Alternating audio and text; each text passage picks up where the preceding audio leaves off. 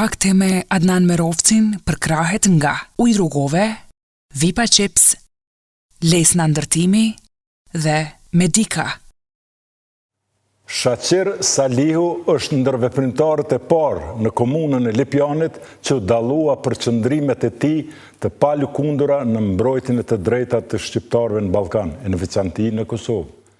I lindur në Vjesht të vitit 1942 në fshatin Banull të Lipjanit, Shaqir Salihu është shquar si mësues, gazetar dhe veprimtar i çështjes kombëtare që prej mesit të viteve 60 të shekullit të kaluar. Karrierën e tij si mësues e filloi pikërisht në Lipjan, menjëherë pas përfundimit të shkollës së mesme në vitin 1964-65. Qëndrimet e tij nacionaliste u ranë në sy shovinist dhe serbo-malazez, prandaj vendosën ta transferojnë në fshatin Krajisht si mësues në shkollën 8 vjeçare. Por as aty nuk e lanë të qetë, duke e transferuar përsëri në shkollën 8 vjeçare në Magur, po në këtë komunë. Më 16 shkurt të vitit 1966, forcat policore të ministrit të punëve të brendshme të Jugosllavisë, famkeqet Aleksandr Ranković, e arrestuan mësuesin e ri në abort shkollës, së atëhershme Stanko Burić, në Magur. Në Lipjan ju shqiptua dënimi për kundërvajtje prej 2 muajsh, i akuzuar se përhapte lajme alarmante kundër popullit të shtetit socialist dhe këtu u përjashtua nga e drejta për të punuar në arsim, me akuzën se mësimet e tij për nxënësit shqiptar nuk ishin në përputhje me frymën socialiste të Vllazërim Bashkimit. Kjo i dha fund me dhunë karrierës së tij në arsim. Në Lipjan ia lidhën duart dhe bashkë me 2 polic e shëtetin në për rrugët kryesore të qytetit, që ta shenin dhe nxënësit e tij dhe shoqëruan deri në burgun e hetimeve në Prishtinë. E dënuan me 60 ditë burgim, por hetimet kundër tij vazhduan deri në fund të majit të këtij viti.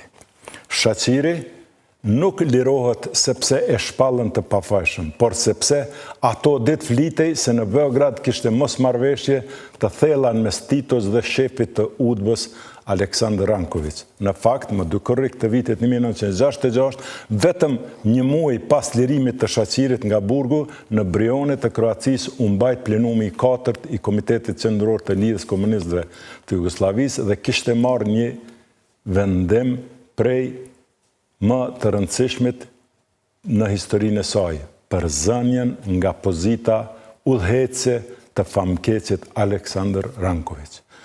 Më tutje, shqiptarët po merrnin pak frymë më lirshëm.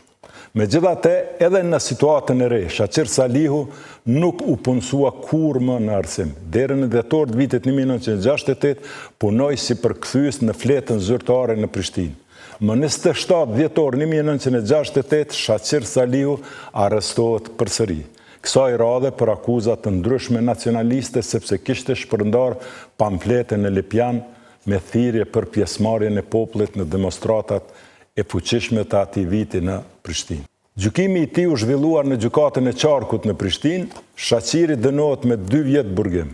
Ende pa përfunduar procesi dhe ardhja e vendimit të gjykatës së lartë të Serbisë, Shaqiri, duke parë se në Kosovë ende po vepronte fryma Rankovićit, vendosi të ikë në Rom të Italisë. Atje në ambasadën e Shteteve të Bashkuara të Amerikës kërkon strehim politik dhe më 17 qershor të vitit 1970 emigron në SBA. Shikues të nderuar, mirë se erdhët në emisionin Radhës Fakte.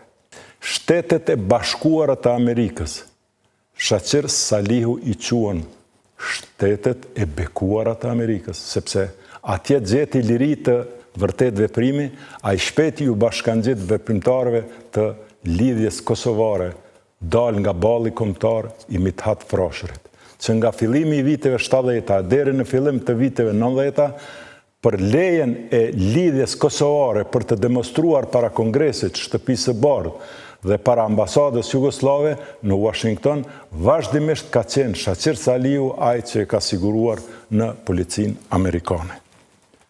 Shaqir Salihu do të bëhej i njohur në të gjithë botën shqiptare edhe për karrierën e tij 32 vjeçare në shërbimin shqip të zërit e Amerikës. në Washington, kur ai vendosi të pensionohet në fund të dhjetorit të vitit 2012. Drejtori i Zërit të Amerikës e nderoi Shaqirin me çmimin e karrierës nga Zëri i Amerikës.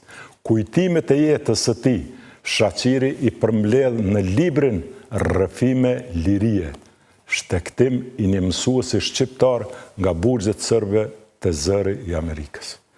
Për kontributin e madh të Shaqir Saliut për pavarësinë e Kosovës, kryeministri i Kosovës, zoti Ramush Haradinaj, me 23 shtator të vitit 2019 i jep medaljen Gjergj Kastrioti Skënderbeu.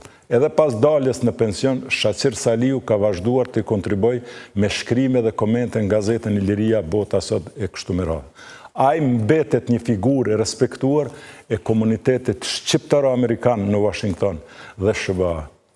Bacën kohë më parë e zuna në një vizit të shkurt që kishte ardhur në Kosovë dhe në studion Fakte kemi zhvilluar bashkë bisedimin të cilin juftoj të ndjekim në vazhdim. O, hajde shoq, si, a je mirë? Mirë se i gjeta. Qa ke bua, qa ke marua? Si a je mirë? O, Vitali as usual. Qërja kravatin njerë. Ja. Për pleshnim mirë. Jashtë zakonshëm, a? Si ke kalu, qa ke bo? Mirë. Shqipësin, ja, një mirë. Mirë. Unë e kom qëtë librën tonde, në promovim me atëherë kur kem bashkë. Po e di, e mojnë me. Dhe jashtë zakonshëm libër shumë i mirë. Rrëfime lirie. Panderit shumë. Unë e pak e kom shfletu, po libri e shko gjaj pasën, përgëzoj për këto. Faleminderit. Edhe me gjana, me fakte, dokumente. A ke bo gjatë me shkru këto? A është si lloj monografia? Po, nuk jam gutur, nuk jam gutur, kam bo dal nga dal. Kur dola pension në vitin 2012, debatojsha, a me a fillu ajo se nuk pritojsha, ko gjanë moshë, po janë nisa pak, dal nga dal të mlinda ide të ndryshme, po kam shku në mënyrë kronologjike. Bravo, nga lindja, kohën kur kam qenë burg, unë kam qenë burg 2 herë, pastaj burgu i dytë, ikja ime në Itali, kisha mjaft materiale të me fut, pastaj do gjonat e Zëri Amerikës, e kështu që shumë mirë, bravo. Doli ko gjatë. Kjo është libri jam i parë në hap me rrugohën, do me thonë është një libër që paka shumë është monografik edhe ky me komunikimin e krejtit. E kam ato. I dyti është kështjela e mos është në klapa marrëveshjes, do me thonë është praktikisht një libër ditar çdo gjë që ka ndodhur në Rambuje, ku kom qenë unë që aty. Mas kësaj vjen libri Vim bombardimet mas Rambujes, edhe është libri Shqip Pengu, Hastiq, po s'kam kopje Shqip. Libra që përshkruan krejt qatë odisejat, Trugovës me familje, takime me vëshërisin edhe në përgjësi, qaj arrest që ka qenë që dihet, unë e kom qenë një prej bashkëpunëtorëve i vetëmi me to aty. Pos kësaj, kjo është një komplet i konferencave për Shqip, diskursi komunikimit publik Trugovës, dhe më thonë. Prej vitit 1990 dhe 1999. Konferencat për Shqip krejt gjirume me kamerë dhe të nxirë në stenograf komponue 11 vjetë në qëto. Se o duft më u përkthy, duft më u radhit, më u digitalizu, më the tash, që ndihna mirë me këto definitivist. Mendoj që nuk përgëzoj për këtë punë të madhe. Shumë faleminderit. Besoj që kam ju vyje gjeneratave të reja. Patjetër. Faleminderit që ke ardhur. Jo, ishte kënaqësi e veçantë, faleminderit për ftesën. Na qëllimi është me bëni bashkëbisedim shaq me ty e kom prit moti. Edhe me ty njeri ka qa flet edhe ka qa len për gjeneratat e ardhshme. Se të ti më të regu drejt, unë e dikon rreth 250 emisione i kom bo. Kom njerëz që kanë dëshmit në gjarjeve, janë qëllu edhe aj me që ato është faktor. Kom njerëz që vetaj protagonisti ose vetë biografia e ti është interesante.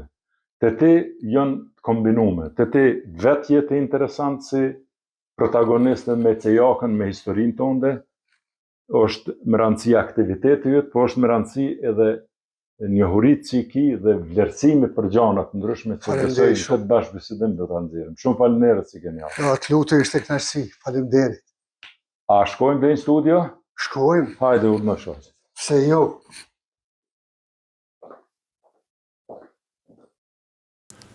Shikusë nderuar, ju lodha duke ju thonë sot kemi një mësafir të veçantë. Po me të vërtet, nëse ndonjëherë kom pas arsye qatë veçanti me veçantue edhe njëherë, atëherë ky është rasti sot. Sot do të bashkëbisedojmë me një njeri me të cilin problemi kryesor do t'jetë koha televizive. Aq shumë ka për të treguar dhe rrëfye. Aq ka thesar të madh të dijes dhe të informacionit, por edhe të përjetimit, ku vetë jeta e tij është një temë e veçantë dhe rrëfimi i tij. Kur kësaj t'i shtohet përvoja, kontributi, aktiviteti i tij, për çka? Për shqiptarive. Ky është Shaqir Saliu, nga Banulla, qëtu afër Prishtinës është, po i ram në Washington, me rëni me mend. Dhe hiq më pak, as hiq më shumë se mbi një gjysmë shekulli, ky e ka kalu dhe ka pi ujë në Amerikë dhe në Washington. Kryesisht njerëzit e njohin, ose eventualisht ata që nuk e njohin shumë, por thojnë e kam pa, ky është rasti i Zërit e Amerikës. Një institucion për shqiptarët, që aq shumë luftoi për drejtat natyrore të shqiptarëve. Shaqir Salihi, miku im, mirë se erdhe në misionin Fakte. Mirë se ju gjeta, faleminderit shumë për ftesën, jam shumë mirënjohës. Shaq rrugova më pa thonë, në monizëm nëse gabon, dëvërojnë të tjerët. Nëse gabon, demokraci e vron vetën. Merre me mend, jem në vitin 2026, je një mosh kogja të madhe, le të themi, por me vitalitet dhe që ku na ka pru demokracia, unë me qenë një moderator në një emision dhe Shaqir Saliu, miku im, njeri i madh me qenë bashkëbisedues ose një njeri që intervistohet. Që kjo të ka demokracia. Ashtu është, vërtet. Faleminderit për ftesën edhe një herë. Jam shumë mirënjohës që ma ke dhënë rastin këtu me shpreh ato përvojën time të gjatë që nga bankat e shkollës të mesme deri sot. Në kohën edhe në ditën që po flasim, dhe kur të rikujtoj dhe rikthej në atë kohë kur ke qenë nxënës dhe shkollës fillore dhe të mesme, çka janë senet e para që të kujtohen nga ajo histori? Por dëgjoj, unë ato shkollën 8-vjeçare kreva në Lipjan. Pastaj në vitin 1958 jam regjistruar në gjimnazin atëherë quhej Ivo Llodariba së der Sami Frashëri. Po. Ishte gjimnaz të cilin e ka kriju Ahmet Gashi, një patriot i madh. Një patriot i madh, djemtët e cilit njihen edhe gjatë kohës luftës së dytë botërore, Luan Gashi, Faton Gashi, pastaj edhe Bato Gashi, është violinisti. Po, Bato Gashi. Bato Gashi, po a ishte këto ditë ishte këtu me rastin e ditës të emrit shkollës Ahmet Gashi e festun këtu në Prishtinë. Edhe aty në gjimnaz ishte një farë sfide kogja e madhe, sepse ma tepër se gjysma e landëve ishin në gjuhë serbokrate. Mirë po, aty kemi pas rast me taku disa njerëz, disa mësimdhënës të famshëm, Stali Kolgecin. Njëri për atyre që mu më ka lanë përshtypje shumë të madhe aty, ka qenë Zakira Regja, një patriot ishtë shumë i madh, i cili në vitin 59 për një arsye tjetër që unë nuk e di hollësitë e këtij, u shkoi me një shkollë, u bosh drejtori një shkolle 7-vjeçare në Tiranë. Mirë po, ne kishim kujdestar klase atë, edhe erdhi tha, neve na thoshte biro, qofse Serbi shkon për doktor, edhe ti doktor. Arsimi është baza e qytetërimit tonë, baza e shqiptarizmit. Ju jeni brezi që do të kontriboni në ndërgjegjen kombëtare edhe në rëndësinë e arsimit që të ngrihet, sepse në atë kohë, 58 që po flasune, Prishtina i kishte 52.000 banor. Merë me menti. E tani ne ishim një brez që kishim dal nga fshatrat atje, nuk dinim shumë, po në atë gjimnaz ka qenë Adem Demaci, ka qenë Sabit Ratkoceri, ka qenë Nazmir Rahmani, ka qenë Gjim Gjema, ka qenë Rej Gjakli, aty ka qenë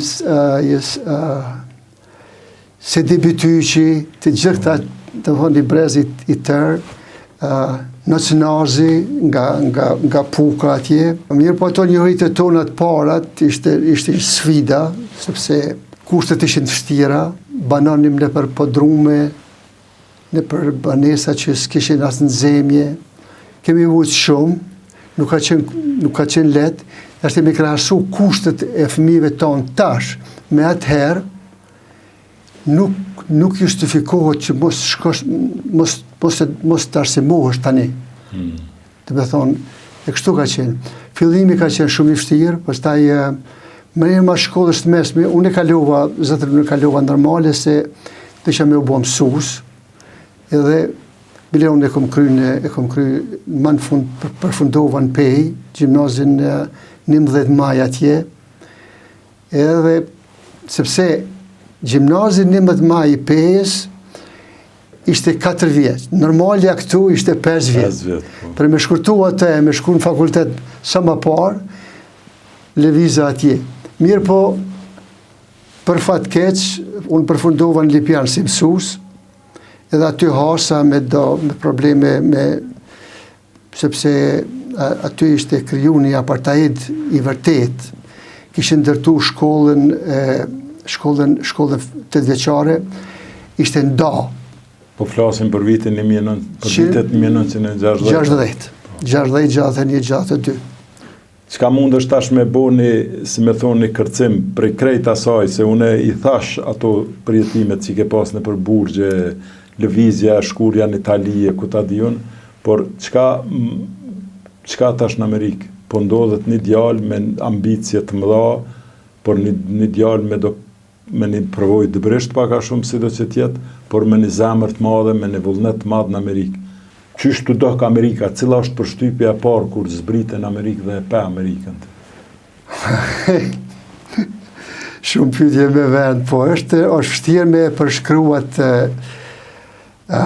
emocion, zbritin rrotat e aeroplanit në aeroportin Kennedy, na ishim ajo American Catholic Conference.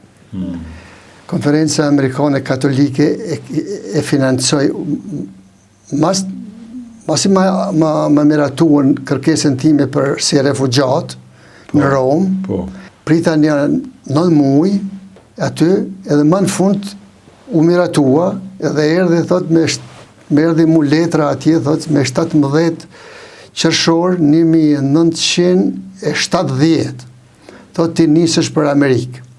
Edhe aeroplanin e këshin marrë charter me qira, një aeroplan edhe pagunte American Catholic Conference, konferenca Amerikane Katolike. Kjo ishte e lidhë ngusht me Vatikanin. Nasir u mush aeroplanin në Romë, aty 100% shqiptar, pjesa me madhe e refugjatëve ishin nga Shqipëria. Mirë po, aty edhe unë isha aty, sepse unë u regjistrova nga Shqipëria. Sepse ato dit, Aldo Moro edhe Titua ishin shkru një marrëveshje atje që nëse do një qytetar i Jugosllavis vjen atje me këthy. Kështu që një prith katolik atje i cili më ndihmoi shumë, tha duhet ta më regjistru nga Shkodra, ti tha se për ndryshe, tha, nuk mundem, tha, me justifiku, nuk mundem me të qu në Amerikë. Edhe na aty, unë regjistrova i tillë edhe shkova i tillë edhe unë e kom ndru atë vend lindjen mas 5 vjetër kur i bën shtetas amerikan. Edhe aty tha, a ka ndonjë ndryshim atje, se aty është ke Skutari. Skutari do të thotë Shkodrës. Shkodrës, po. Latinisht. Edhe thash po, unë thash kam gëny. Kam gëny, thash sepse ka qenë, thash, çështje bijetese. S'ka problem fare, tha. Ku ke lind? Thash, në një fshat afër Lipjanit. E ndrojmë, tha, se na i kemi marrë të gjithat e dhenat, se si e sjellti gjatë 5 vjetëve të fundit, ti kualifikohesh për shtetësi, s'ka kurfar problemi. Shpet në rrotat atje, edhe një shtypja e parë ishte një vend gjigant, me ata rokaqej atje, rrugët e mëdhaja. Erdhi një shqiptar me mori aty me... Edhe ishte zakon atëherë, në 70-ave, fjale e parë, dhe me thonë, ajo pritje e parë që bëhe atje, të martë me të mirë Amerika. Bërë në Amerikë. Po, edhe, pastaj aty filloj një jetë e re, një sfidë e re, një vështërsi e re, gjuha, puna.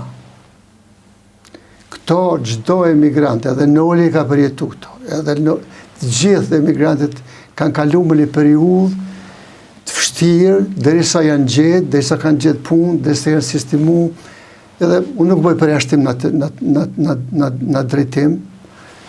Gjeta punën e parë aty në New York, mirë po mas një viti punë në New York, me një dyqan atje, shkova në Washington.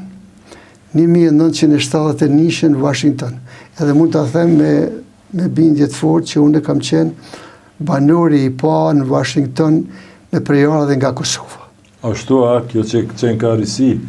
Do të thonë ti je banori i parë zyrtar në Washington, Kosovar. Kosovar. Edhe këto do e din gjithë. Unë të zëri Amerikës që marrë vonë, sepse nuk e kaloj aprovimin në anglisht.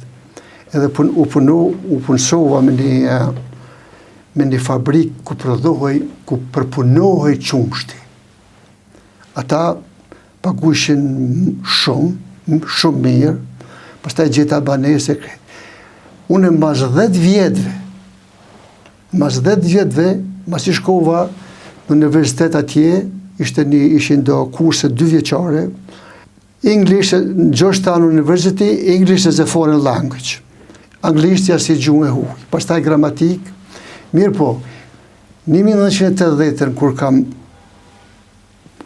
jam punësuar në zërin Amerikës, edhe zëri Amerikës më ka dërguar edhe një herë atje me mësu pak gazetari, sepse kishte, unë nuk kam qenë gazetar, se kishte edhe shumë, edhe nga shërbime tjera, edhe nga shërbime polake, jugoslave, greke, çeke, slovake, këto, që kishin njerëz që kishin marrë mësues, që nuk ishin përvojë gazetarie. Mirë po, ata zëri Amerikës i paguante shpenzimet e këtyre. Kështu që me 1980 unë kam filluar aty punën, mu ka marrë punë Talat Karagjozi, shefi shërbimit shqip, edhe ishte një kënaqësi e jashtëzakonshme sepse... A je punëtori i parë kosovar? I parë.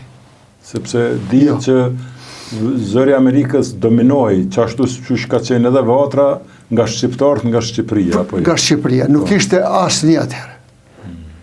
Edhe kjo ishte një kënaqësi e veçantë për mua që punoj me vëllezërit shqiptar.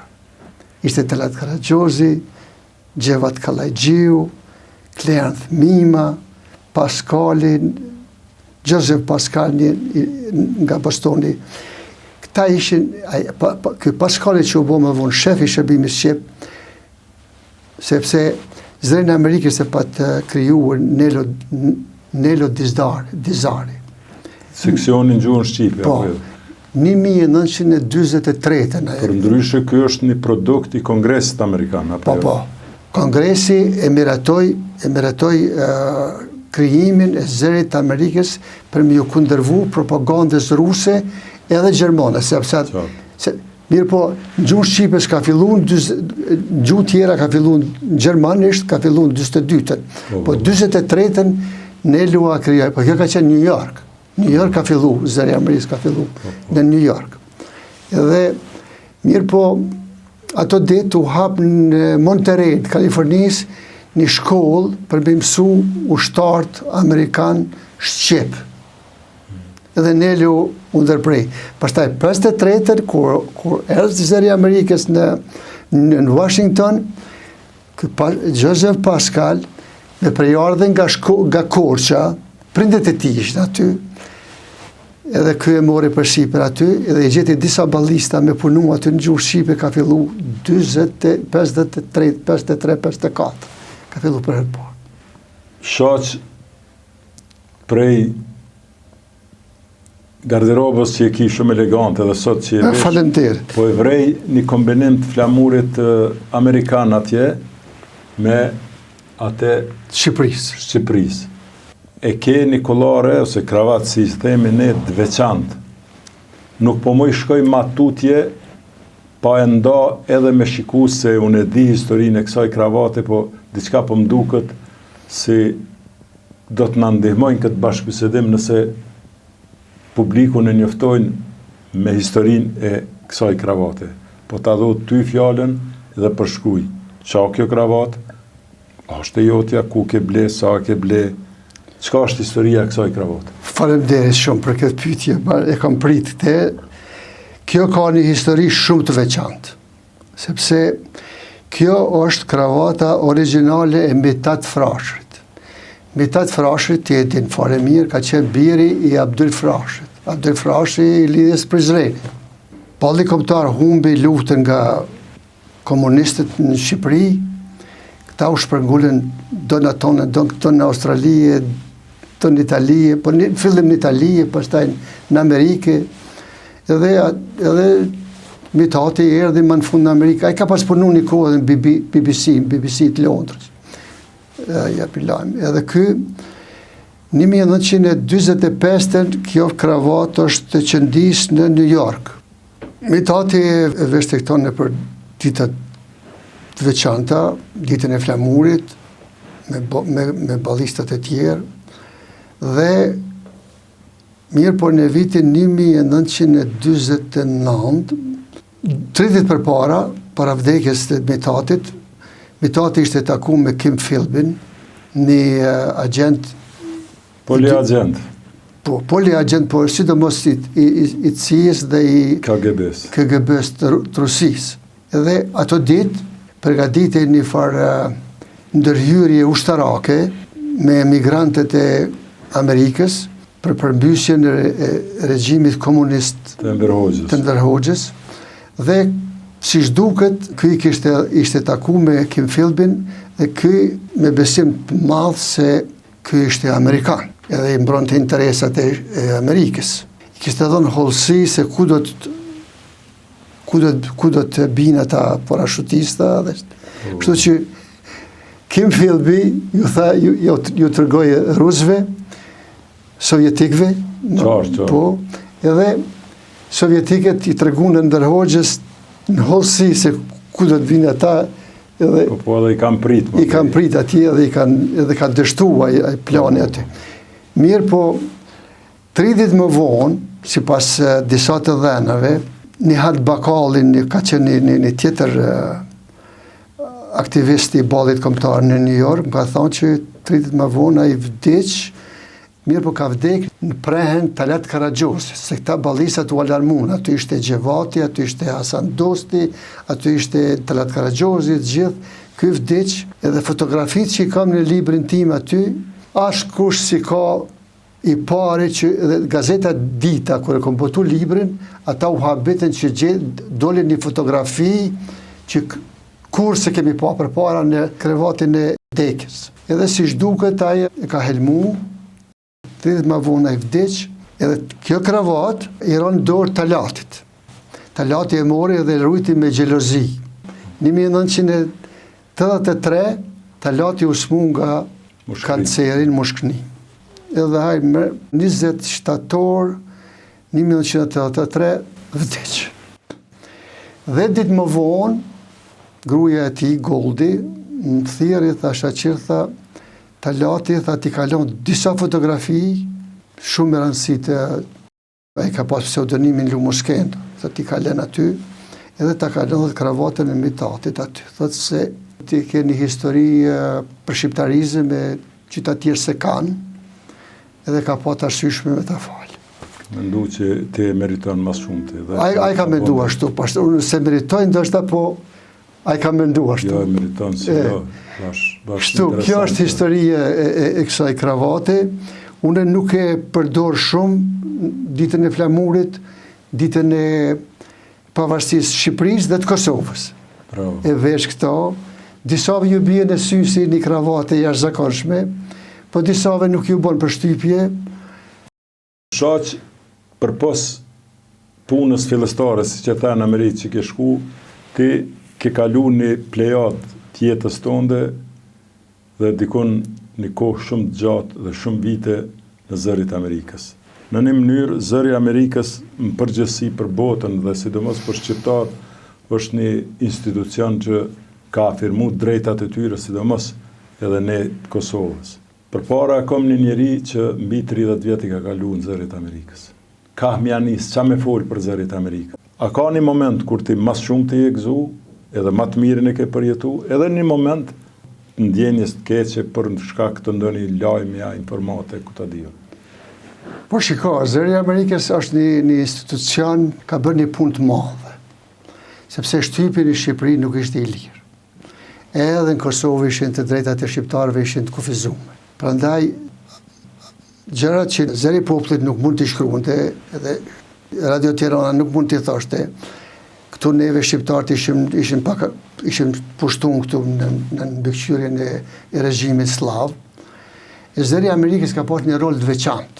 Për fat keq, deri vonë ishin edhe stafi ishte i kufizuar edhe ishte përqendruar shumë në ngjarjet në Shqipëri, kundër komunizmit atje, edhe ne ndigjonim shumë.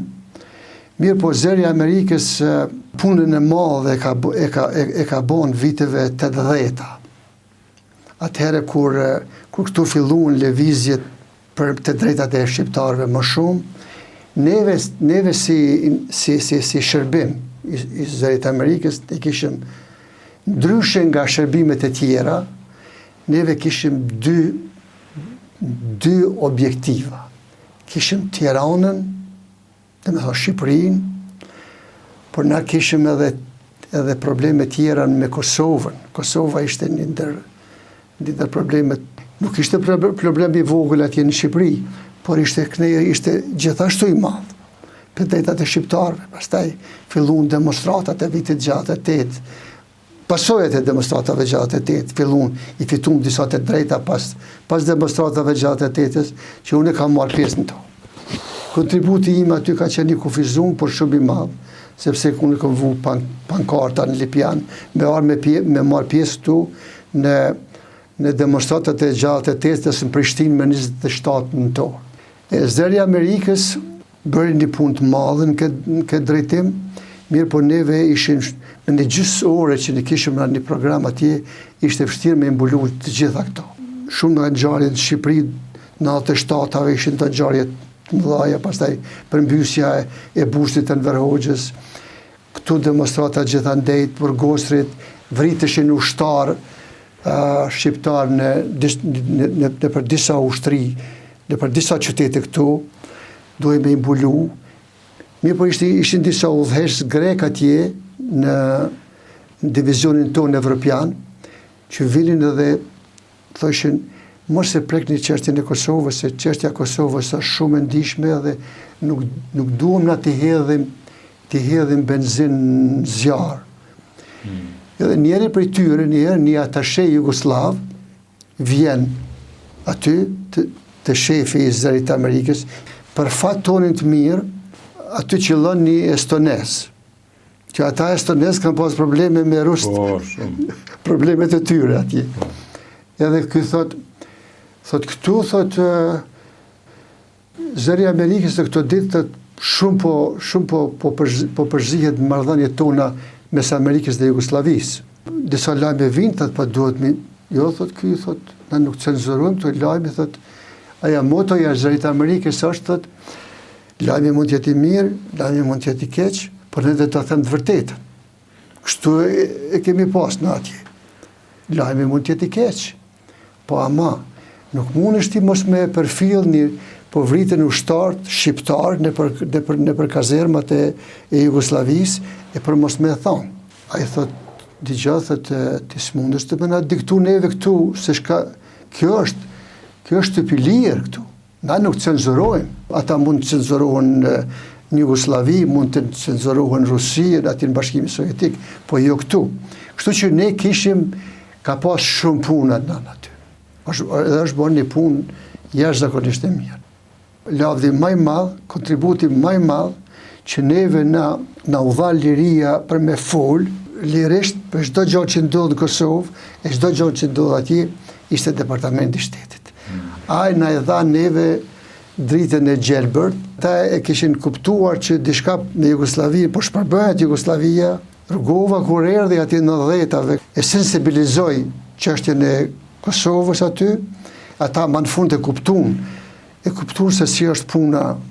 Bile, po të tregoj një epizod, 1975, e Krembardha ka pas një mik të madh atje në shtetin Michigan, William Brumfield. Edhe ky e ndihmonte Brumfieldin me u zgjedh atje, gjithë komuniteti shqiptar votonin për te. Edhe një ditë ai thot, "More e Krem, thot, shka mund të bëj unë ti shka për ty, thot, ti po bën kaq shumë për mua." Thot, vërtet do të me bë diçka? Thot, paraqitet një rezolut për gjendjen e shqiptarëve në Jugosllavi. Thot, me dëshirën më të madhe. Edhe aty në delegacion isha edhe unë. Aty ka qenë disa aktivistat. E Kremi ishte aty, Jusuf Azemi, një tetovare, Hysni Hoxha, patarë si emigrant nga Egjipti, patarë në Amerikë. Edhe ishin plot do aty. Edhe erdhen aty 19 senator, edhe kongresmen. Edhe ata po dëgjojnë. Disa për tyre thoshin, na kemë menduar se Tito është burri mirë. Edhe ne kemi marrëdhënie shumë mira. Merrem me menti nga viti 1975 e deri me në vitin 1999. Çfarë pune kolosale kanë bërë shqiptarët e Amerikës për me bind që me prish atë miqësinë jugoslavo-amerikane, me prish në favor tonë. E kjo dhe me thë ka qenë një punë, buma mërmenja që ka qenë një punë shumë e madhe. Edhe, dhe me thë, nuk janë kursy. Demonstrata kemi zhvillu. Unë me bindjen më të thellë, dhe me thë, nuk është mirë me folë për veti, po për 30 vjetë me radhë. Unë i kom marrë lejet për me bë demonstrata në Washington. Edhe aty ishte një punë e madhe e jashtëzakonshme. Se e ke përdorë dhe autoritetin e lidhjet e krejt? Po të gjitha. Edhe unë i marsha lejet në emër të lidhjes kosovare. Po ama unë isha përgjegjës. Ata më kërkonin mu sa veta mund të vinë aty në demonstrata. Vinë për shembull 1000 vetë. Ka do të shkoni ju? Ku do të filloni? Te kongresi. Pastaj te shtëpia Bardh, Lafayette Park aty, para shtëpisë Bardh. E pastaj të shkojmë te para ambasadës të Jugosllavisë. U duke bja vizatur rrugë, ka kemi me shku, që ata me vendos policin, mos me dalë jashtë kontrollit demonstratat. Edhe unë e bëjshtë në atë mënyrë që aman, mos thëni dritare, mos e bënin jo t'jeshme në një veprim aty. Edhe kemi vepru shumë punë është bon, po edhe fondi, edhe ko.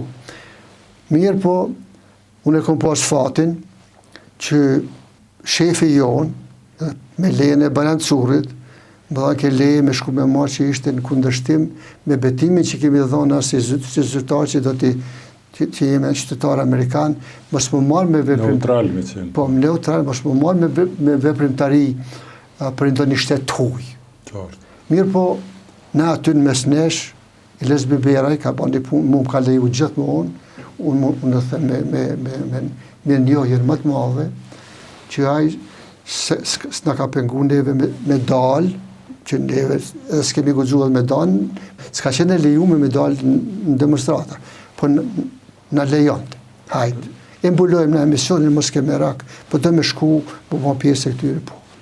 E përmendën jamën e Lesbi Beraj, që për ne në Kosovë kështu identifikohet edhe me zërin e Amerikës në përgjithësi, dhe po më bjen mirë që e përmendë edhe që, si me thonë, se cili me pasat meritën e vetë në kontributin që e ka dhonë, ty fillu edhe prej fillim viteve 90-a, unë për herë të pare këmë taku në vitin 1991 në një vizit historike të sekretarit shtetit James Baker në Tiranë dhe aty ka qenë përkthys e Lesbi Beraj dhe për neve në përgjithësi kosovarët ka qenë një, si me thonë, një fakt jashtëzakonisht interesant kush është ky njeri që po përkthen pastaj më tutje deri në përfundim edhe në Ramboje ku shoqëronte zonjën sekretarit shtetit Madeleine Albright dhe ishte përkthyes zyrtar i delegacionit. Shoq, veçama një moment kur ke ndi përjetimin më të mirë në jetën tënde të zëri i Amerikës. Po, kemi pas plot, një ndër momentet ma emocionale, dhe me thonë, ma të ndishme, ma të bukura, ka qenë, thonë që kur të lind fëmija i parë, një prindi, është një gëzim i madh. Mirë po, mund ka lind djali i parë, atje 1977, ja ko vu një emër të madh i lirë, gëzim i madh, të lindi një djali atje edhe ishte një gëzim i madh. Gëzimi im i dytë, mas lindjes e djalit parë, është 24 marsi i vitit 1999. Bomba e parë e NATO-s. Po. Edhe ne ishim në zyrat e zërit Amerikës, e pritshim me padurim se çfarë vendimi do të merr Amerika, shtëpia bardh, ishin mbledh ata krerët e shtëpisë së bardh, Madeleine Albright kom marrë vesh më vonë, kishte ngul kom që me bombardu gjithsesi, sepse po del, i thoshin Miloševićit, i thoshin kasapi i Ballkanit. Madeleine Albright, Wesley Clark. Wesley Clark i tha Miloševićit atë takimin e fundit që kanë pas me Holbrooke në Beograd, deri në ora 2 kanë qëndru bashkë atje, nuk ishin marrë vesh. Edhe kthehen këta shtëpi bardh atje, bëhet një mbledhje atje dhe e bindin presidentin Clinton që duhet me bëhet diçka se është gjenocid kundër shqiptarëve, lufta në Kroaci, në Bosnjë, kështu u bë shumë. Këtu është vija kuqe, bile vijën e kuqe ka përcaktu George Bushi plaku. Dhe këtu aty është tabu, aty vija kuqe. Edhe mirë po aty është paraqit një problem i vogël, të thotë, a ka nevojë me marrë lejen e Kongresit, se Kongresi do të më shpall luftë më në fund, këta e gjenë një klauzol aty, që thotë, jo, 3 muajt e parë, mund me sulmu po, kjo quhej, këta e pakzuan këta si një ndërhyrje humanitare. Humanitare, ndërhyrje me pagu një gjenocid që po kryhet. Një pastrim etnik. Pastrim etnik, po vranë fëmije, graje, pleqe, trije, shkatrim shpishe, zjare.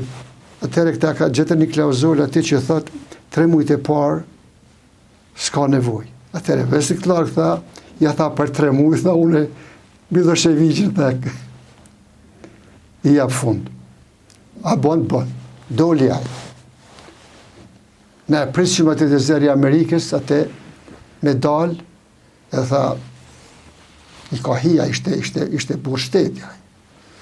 I u drejtu qytetarëve Amerikanë, tha, kemi vendosë kështu, tha, me pengun në gjenocid, tha, nuk është ta pretendim territoriale a diçka, është thjeshta një ndërhyrje humanitare, tha, se po vritin, tha, shumë njerëz, tha, është bon, tha, një farkasapane aty, edhe nuk mundë, tha, me tashti, tha, televizioni është zhvillu shumë, mjetet e komunikacionit janë zhvillu shumë, me sytë tonë po i shofim gjakderdhi atje, spjegoj shumë mirë, e justifikoj në mënyrën më të mirë që dinaj. Po edhe është orator, edhe kishte hi aty. Edhe mu nuk më mërë, more apo ndëgjoj unë, apo ndëgjoj, mos e kom gabim, apo me të vërtet kjo po donë me sulmu objektivat e arsenalit të Jugoslavisë në Serbi dhe në Kosovë. Kur doli aje kështë në vendosë atje ishte ora, ne kemi pas një emision nga ora 8:30 me kohët juve këtu, deri në 8, deri në 9, për 8:30 deri në 9. Ora 8 ai doli atje. Tashti të gjithë gazetarët aty që ishim u angazhuan me shkruaj sa më shpejt.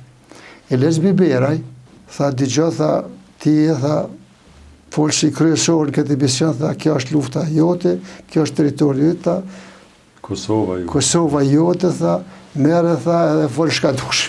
Dhe ky është momenti. Edhe ky është momenti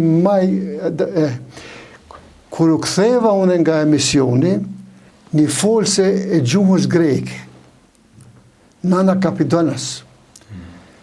Tha unë tha s'pe kuptoj, tha këtë logjik, tha sa po e festum 50 vjetorin e themelimit të NATO-s, tha po e bombardon, tha një shtet krishterë për gjysmë milioni shqiptarë musliman.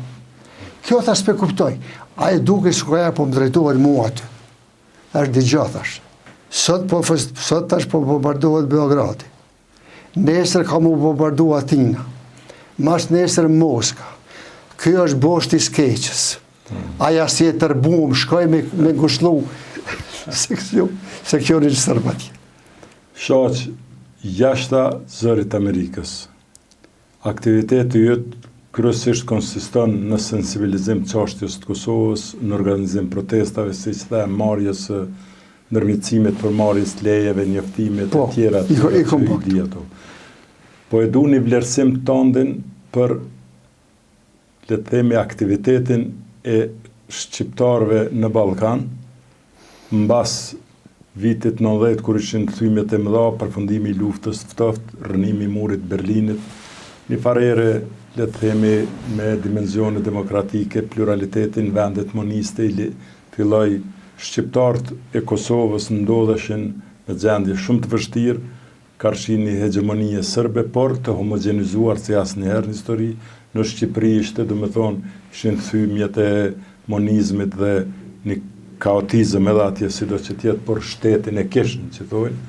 Shqiptarët Malzi, paka shumë me hallet dhe në Serbi po ashtu. Në përgjithësi, kishim fillu me dalë udhëhec të shqiptarëve në Ballkan.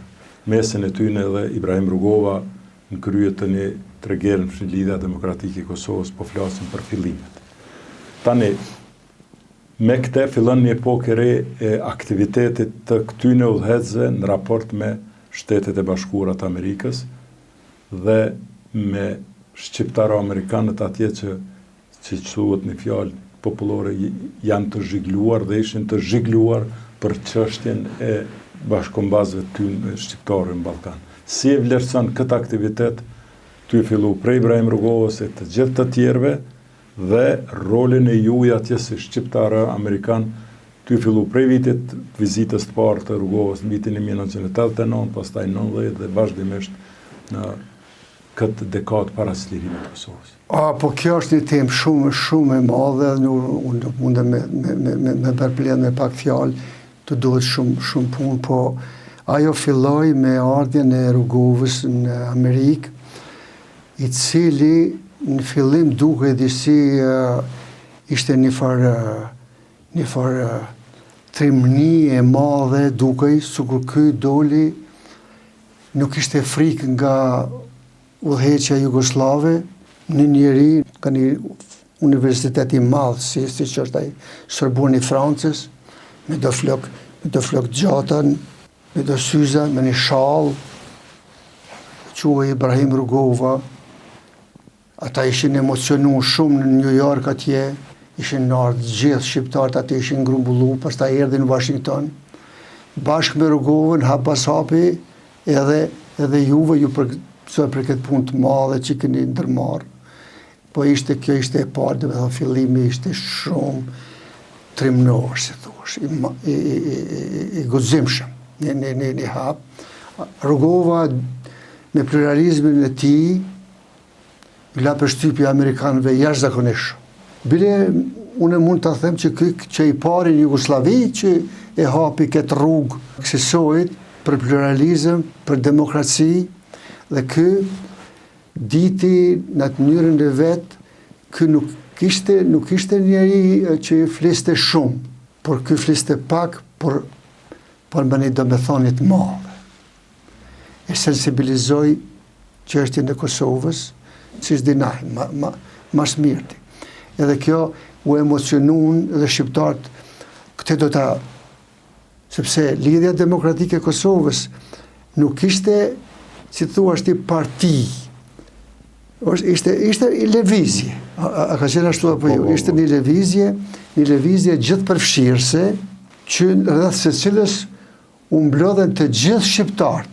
S'kishte parti tjetër, nuk ishte lëvizje tjetër. Kjo ishte me Rugovën përpara do të shkojmë në Washington e do të dalim në Selamet, do të thonë liri. Edhe kjo ka bërë shumë përshtypje të gjithë shqiptarëve dhe u angazhuan. Pastaj ky e hapi atë rrugën, juve bashkë me Rugovën, edhe Alush Gashi, Edita Tahiri, që vinin aty plot. Avnis Pahiu, ambasadori i parë që erdhi atje, Isa Zymeri. Po, nga Londra, po ishte bashkëmisht. Po edhe përkthente aty, shoqërim të Rugovës. Edhe u angazhuan shumë aty. Unë i marr mend gjithë këta, po edhe me krijimin e partive të tjera, ka shumë shpesh edhe ky Soroji, vetoni me një gjuhë të mirë angleze, përës të këtë gjendjen se si është këtu. Shumë të tjerë, ka pasë plot aktivist që neve i mashëm edhe në për intervista, që osja ka folë shumë, ka të folë shumë aktivist të tjerë. Në ndihmon të edhe neve punën që këta nuk janë thjesht kjo nuk është vetëm elit, po këta edhe janë shtetë formues, këta janë njerëz që duan pluralizëm, që duan demokraci, që duan të shkputën nga ideologjia komuniste, edhe kjo ka ndihmu shumë, dhe me thonë... Kemi mërgat edhe në Evropë, edhe Evropa është një faktor edhe është një akter në përgjithësi rreth kësaj, por cili është dallimin mes mërgatës në Evropë edhe në Amerikë? Tu ditë që në Evropë dyqysh ka ma shumë byrokraci në përgjithësi edhe në nomenklaturat shtetënore. Në Amerikë është një liberalitet më i madh, një demokraci më e madhe, një mënyrë komunikimit më e hapur. Cili është ai tharmit e ndryshimit mes, le të themi, krejt mërgatës, duke ju nënshtru këtyne sfidave dhe këtyne realiteteve të shteteve me një botë kuptim dhe pikpamjen drejtat natyrore të popujve të ndryshme nga Amerika. Çka është e veçanta e mërgatës në Amerikë? E veçanta e mërgatës në Amerikë është kogja, është pak ma ndryshe. Ekrem Bardha, një aktivist i njohur i çështjes kombëtare atje në Amerikë, edhe që ka punu shumë, jo vetëm me senatore, me presidenta, që është takuar me gjitha këto. Aje ka pas thonë një fjalë që pa Amerikën nuk do të kishte as Shqipëri e as Kosovë. Ti e din historinë që u bua plani i fsheft atje në 1915 me nda Shqipërinë në 2-3 pjesë. Një pjesë me shku me Greqinë, një pjesë averiore me shku me Serbinë, me Jugoslavinë, dhe aty ka vlora një pjesë me Italinë. Mirë po, kur shkoj ky plan i msheft, që kishin nënshkru Anglia, Franca, ndoshta edhe Italia ka nënshkru aty, i erdhi lajmi edhe presidentit Woodrow Wilson. Woodrow Wilson e mori atë plan edhe e shikoi. Tha, si shduket ta me këtë plan, ta nuk do të ketë Shqipëri. E vërtet. Dhe ai rrohi tavolina dhe tha, do të ketë tha Shqipëri. Do të ketë tha Shqipëri aty. Do me thonë, kjo ishte shumë e madhe. Tashti, me Wilsonin, me një anije afër Washingtonit, tje dhe lumin aty, keni kalu me rrugovën 100 herë, disa herë aty. Wilson i thiri disa udhëheqës të grupeve të ndryshme shteteve të okupura, gjojat atë që janë pushtuar nga komunizmi e kështu. Po dhe ma pakica që. Me pakica, po, edhe aty erdhi edhe Nol. U hartu një plan me disa pika. Me disa pika, bashkë me reketi, po din ma shumë për këtë sepse unë. Me gjithë që unë e kam lexu, po edhe. Po shumë. I cili nuk kaloj. Mirë informuar. Edhe ai foli aty me patrastin e parë, edhe ju qoj një telegram Vatrës në Boston që unë e folja me këtë që edhe Shqipëria do të jetë e lirë. Tani, shqiptarët e Amerika, ndryshe nga Evropa, Amerika ju dha emigrantëve shqiptar lirive primi më shumë. Edhe aty erdhen disa intelektual kalibrit Nolit. Konica, dhe me thonë, elita intelektuale. Po, një elitë intelektuale. Mirë po këta kishin problemin më i madh për këta ishte Verio Epiri, ti e din ato punën e Verio Epirit atje. Bile Noli edhe Vatra u përqendruan shumë në atë rajon atje sepse Greqia kishte pretendime territoriale në disa zona atje. Edhe mirë po më çudit me këtë Noli, se Noli ishte një kundërshtari i madh. Kundërshtari i madh, ai për mendimin tim personal, ai e veshi petkun e Priftit për çështje kombëtare më shumë se sa fetare. Unë e kam qenë në kishën e tij në Boston disa herë. Mirë po unë kur ai ka vdekë gjatë 5 se kom prit, për pak se kom prit atje, së rëshkova 70-ën atje. Këta shqiptarët e Washingtonit blidheshin, hajde po shkojmë te Noli me po bëjmë lafosim pak sa është i madh dhe mësojmë diçka nga ai. E shqiptarët e Amerikës i mblidh ky edhe kudo që shkonte ai ju fliste për Verio Epirin, për Shqipërinë, për gjuhën, edhe unë e mësova thot gjuhën nga Konica. Por ai është një poet fenomenal. Shqiptarët e Amerikës depërtuan, mirë po, dyert e Kongresit i ka hap Joseph Diogon. Ai ish kongresist. Antari Kongresit. I krishter, Amerikan. Ati shkoj ke fjala më shumë. Me një roj arbreshi, apo jo? Edhe thonë të se kom gjak shqiptari. Kom gjak shqiptari, e zbulun, vllai Gjim Gjemes, Ramadane që po tem, shkoj me një tubim, fushate, edhe i ran sy ai arbresh, ta jam kështu, edhe këta me një herë e kapën. Atyre shqiptarë, me sprisin me gjetë një njeri, se ndryshe është kur flet një shqiptar, e din që është bajt. Për shembull, kur unë e takova për herë të parë Noel Malcolm. Po. Noel Malcolm ti thash që nuk je shqiptar. Apo pse? Sepse po natyrisht shqiptari e shkruan historinë subjektive. Po, subjektive, edhe ti je anglez, edhe ke shkruar shumë mirë thot Kosova një ngjarje, domethënë një histori e shkurt. Një histori e shkurt, edhe morëm në një intervistë. Domethënë, ndryshe është kur i huji, Diogardi nuk mund të them se është i huji, po ashtu mirë ky antari i Kongresit, edhe gjuhati edhe është orator. Edhe ai pastaj gjeti mënyra me Tom Lantos aty, me Gilbarde, me këta të gjithë këta kongresmenet aty, hajde një rezolut mas rezoluti. Sipas mendimit tim, ky e bëri punën më të madhe aty në Washington. Edhe liga aty që u krijua e liga e parë, shqiptare amerikane, ky e mori përsipër atë ligë atje, tani edhe kur nuk u zgjat për shdyti, ky e vazhdoi atë. Ky ka marrë edhe çështjen e shqiptarëve të Maqedonisë, të Malezisë, Preshevit. Tashti E kështu, ky është dallimi I madh mes shqiptarëve të Evropës. Liria e veprimit në Amerikë ka qenë kolosale. Edhe për kraja, shqiptarët e Amerikës kanë punu pa kushte. Jo me ardhë këtu e me kërku ndonjë lëmosh, ndonjë pozita, diçka. No. Aja s'është e vërtet fare.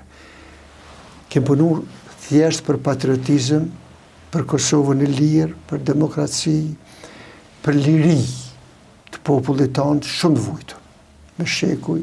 Mu ma mërmëna që kjo dallimi që është Amerikanë neve në kanë trajtu, sepse ti e din ma mirë këtë rast, unë di pak, por ndihmon pak.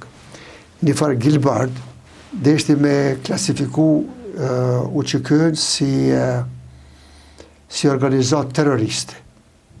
Edhe ja dha një formëlyre vitën e gjelbër Miloševićit me vrahë, me prej në tonën po në Dugagjin në tonën.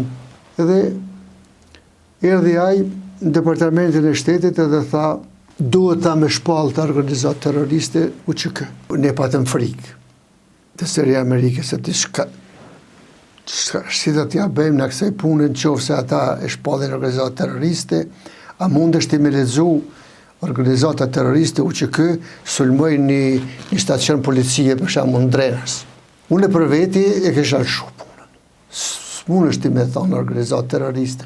Mirë, po departamenti I shtetit tha, aja tha është organizat terroriste për Serbinë, po është ushtri shërimtare për Kosovën. Edhe tha ne për krajnë.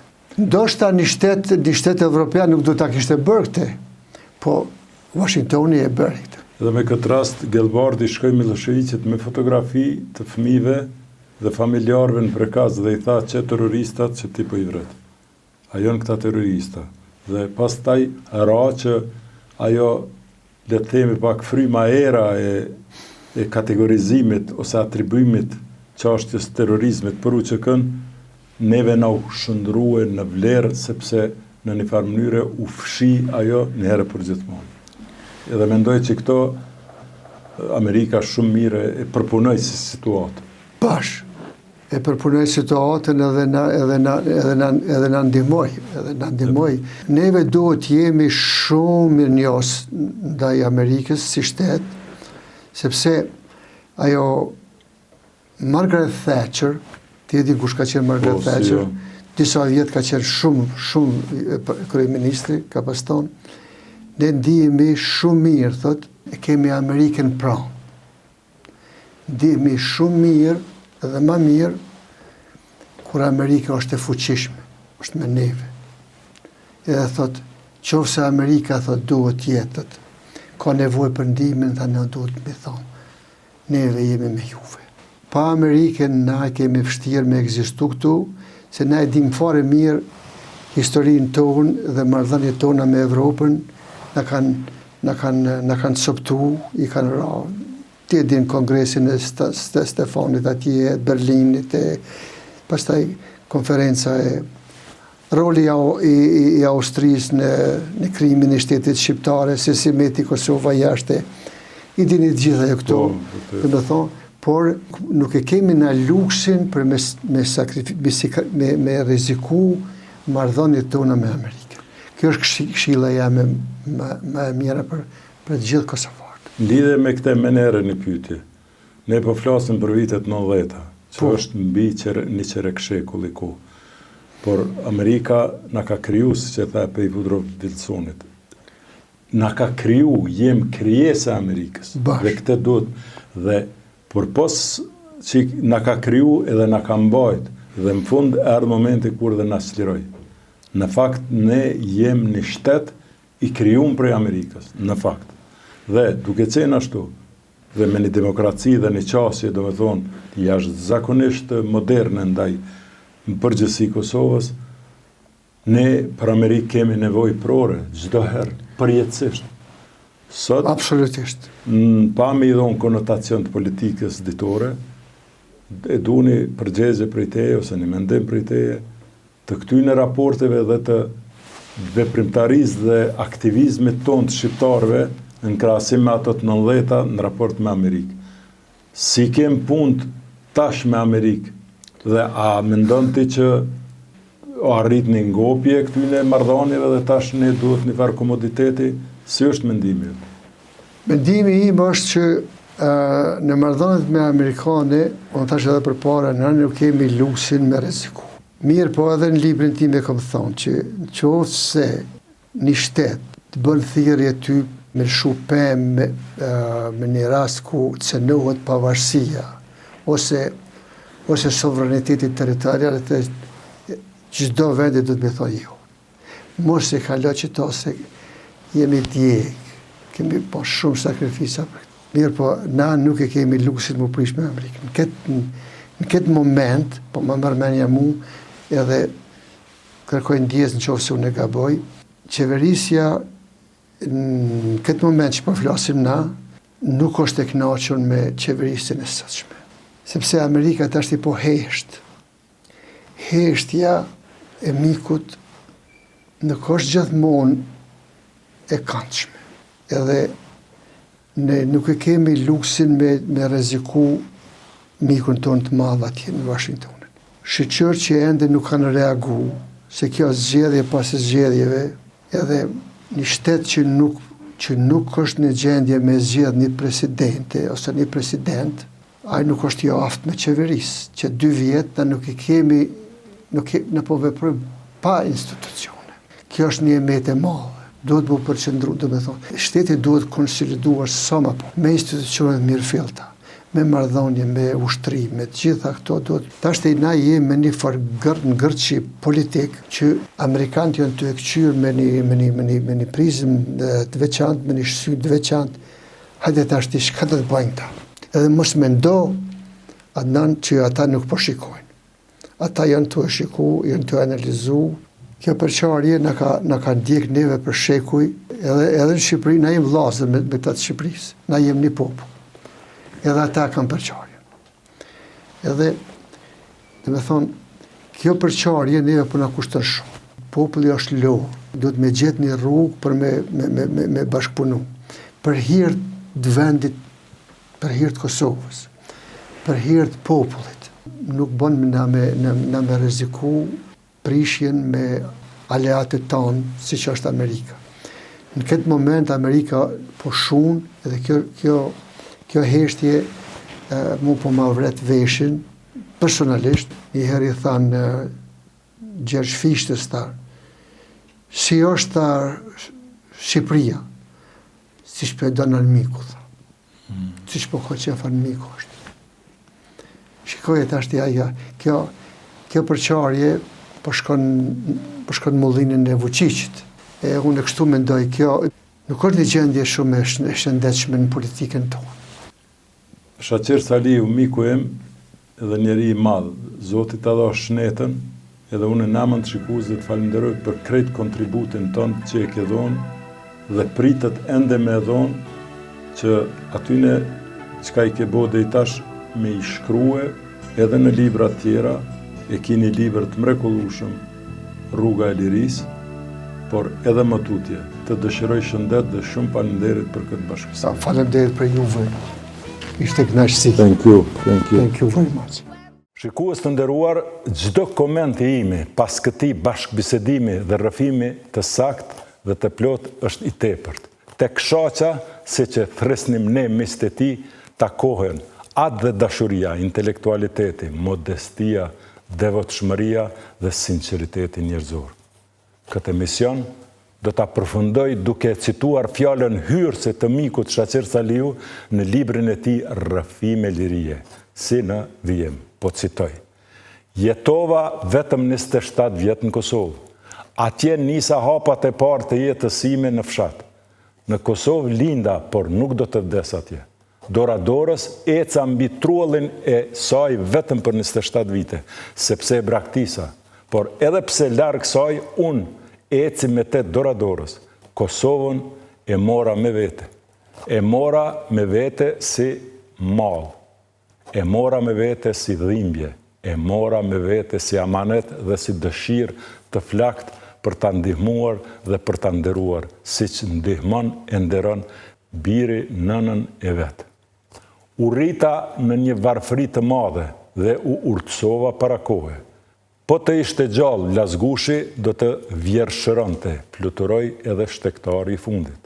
Le të shpresojmë dhe punojmë që të mos jetë i fundit dhe mos të ketë kur të fundit, sepse Adheu do të ketë nevojë gjithnjë për bijtë e tij shtektar. Mbyllet citati. Thank you, my dear friend Shaqir. Emisionet fakte i keni çdo të shtunë në ora 21 dhe repriza të nesërmen e diele në ora 17:15. Ku tjetër përpos në KTV, si dhe platformën YouTube Fakte me Adnan Merovci, të cilën kërkoj dhe insistoj të bëni subscribe. Pini ujë rrugove, hani bipa chips, udhëtoni me fibula, banoni në lesta ndërtimi dhe falenderim kompanisë Medika në krye me mistemi Ardianin e në veçanti Dane. Miru pofshim.